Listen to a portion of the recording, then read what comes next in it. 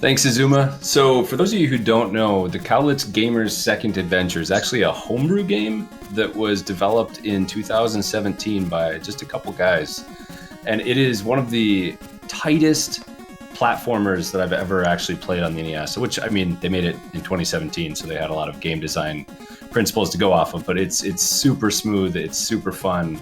It's a great speed game. I did link in chat if you want to download it. It has a free ROM that you can download for it. I'll link it again in a bit. But Biddy Kong, Bitfault, has been one of the main runners of this game since it's come out, and he's come a long way with it. So I'm really excited to see what he can do today.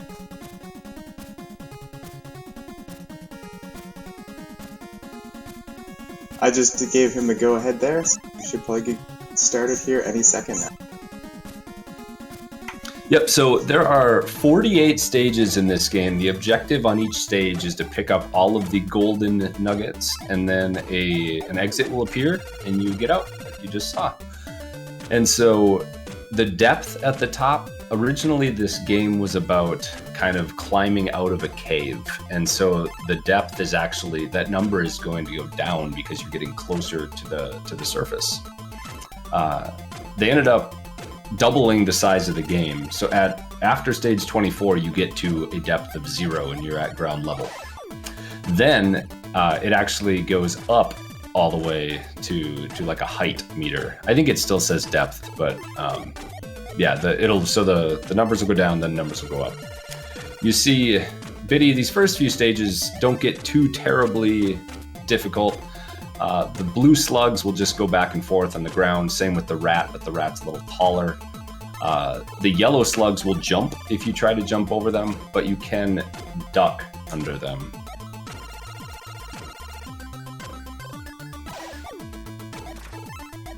And then, yeah, the two different bugs, the blue and red one, they just kind of go different directions. The red one's clockwise, blue one is counterclockwise. Stalactites will fall and they respawn. Biddy's doing a great job so far. You see him, he died there to that yellow spinner. That's actually intentional.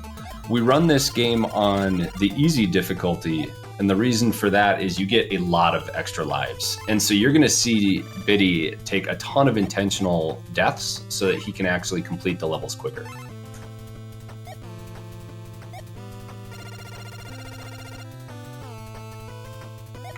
And you'll get a new music track every 6 levels, and so hopefully you enjoy them. I find I like them more and more as they go on.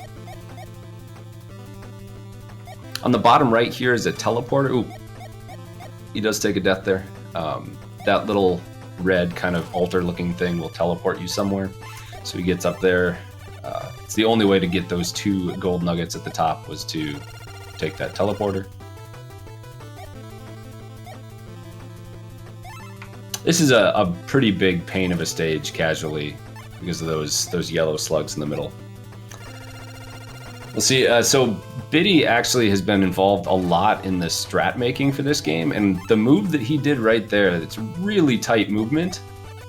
He does die there. He actually discovered that strat, and it saved about 5 seconds off of the kind of current strat that was there before he found this one.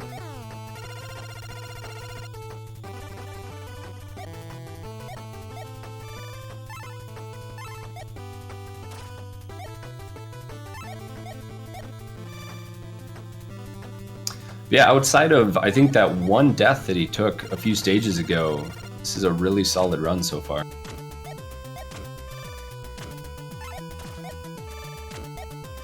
This room has teleporters galore as you're just going to different compartments of the stages. You saw him use that stalactite to destroy a golden turtle. The golden turtles actually have gold nuggets in them as well, so you do have to destroy them to be able to beat the stages.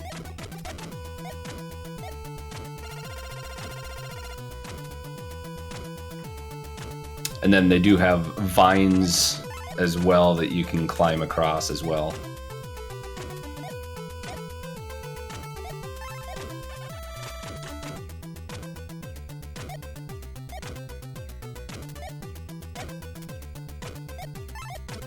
Gets through that okay?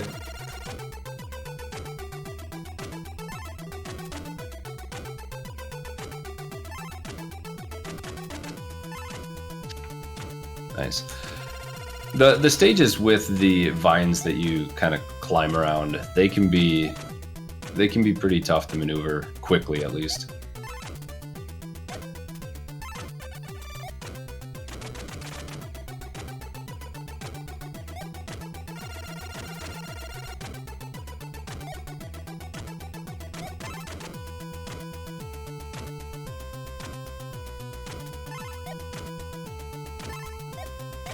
You'll see the diamonds that in some of these stages. There's actually a diamond that you can collect in every single stage. You have to do something special to either get access to it or to have it appear. And all the diamonds are mostly for points. They will, every 8 of them that you pick up without game overing will bring you to a bonus stage. So there are 6 bonus stages you can get to. Those bonus stages just have a bunch of gold nuggets, so you get a bunch of points and you get a bunch of extra lives. That's all there is to them, though. They are part of the 100% category. So the 100% category, you have to pick up all 48 diamonds and get to all 6 of the bonus rooms, as well as finishing all 48 stages.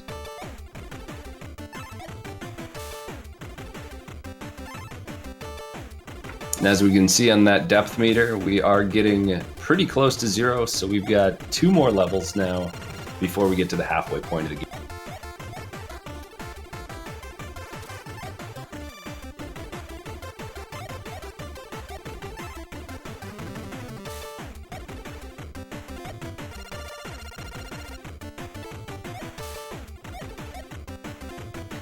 And so this first half of the game was more of almost an intro, because the difficulty ramps up a lot in the second half. There's a lot more enemies on the screen. There's tighter cycles to hit, but it's a lot more fun too. Yeah, so Vin, this is a homebrew NES game. It was developed just 2 years ago in 2017.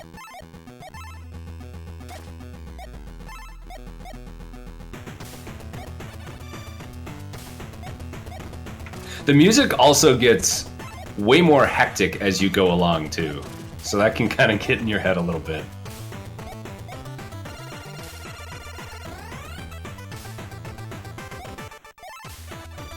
Yep, more death warps. Like I said, there are going to be death warps all over the place to be able to reset to the middle and get closer, or get yourself closer to wherever you're trying to get to.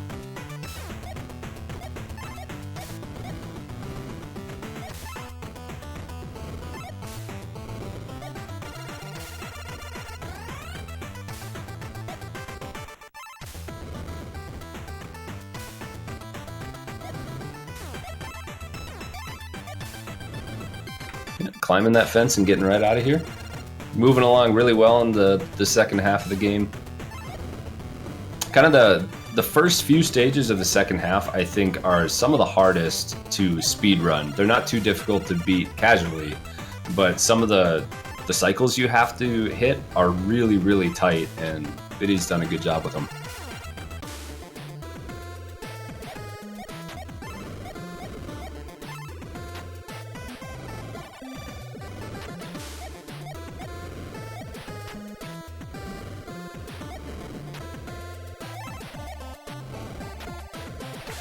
Little unfortunate death there, but nothing too bad.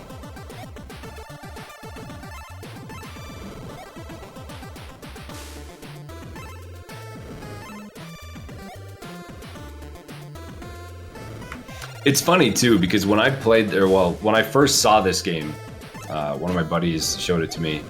He was like, "You need to speedrun this," and I was like, "Oh my god!" It almost seemed like when I played it, like it was meant for speedrunning, because even when you're climbing ladders or the vines or whatnot, you can actually do jumps off of them, which is faster than just climbing, and so you're constantly hitting buttons, and so it's really nice to have, like, it's almost like a big optimization problem, not only in, you know, where do I go in each stage, but how do you do it the fastest.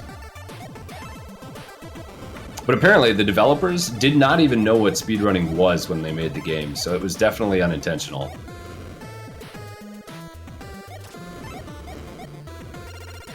but they have been really, really supportive. Like, whenever I've found a couple bugs in the game.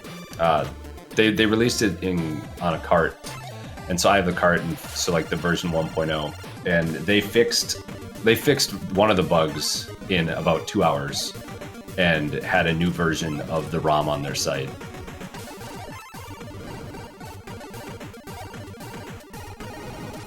Biddy is just cruising along here. He's doing really well.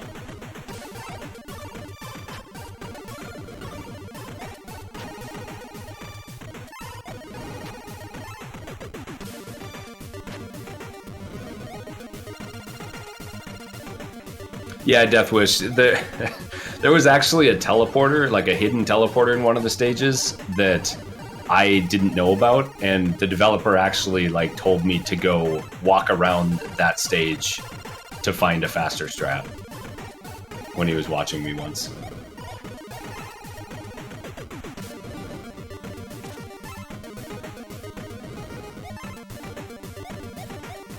We're getting into the home stretch. I think we've got 8 stages left.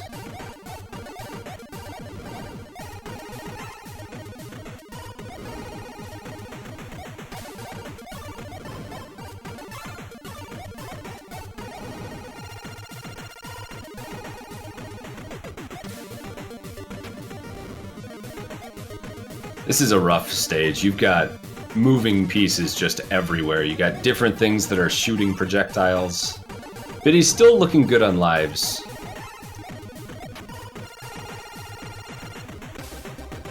Yeah, and this is the last song you're gonna hear, the last song change.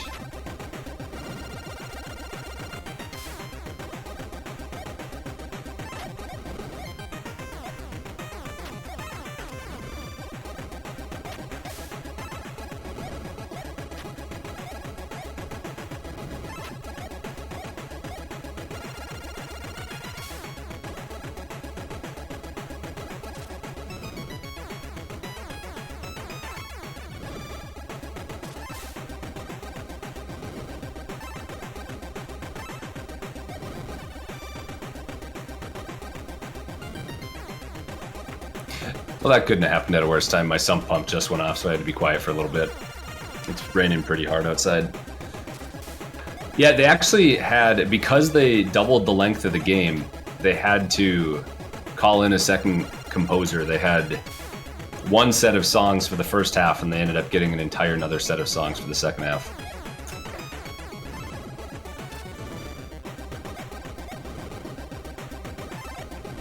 Okay, here we go. Last stage.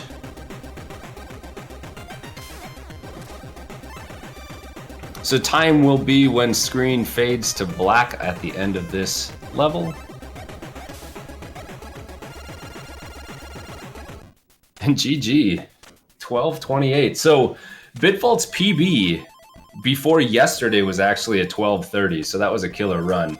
He actually did put together a 12:14 just yesterday in practice, and so he's been hot a lot lately. But if, like I said, if this looks like fun, talk to me, talk to Biddy. Sir Phobos is in chat. I would say we're the 3 main runners of this game. We'd love to help you get into it. But thanks, guys.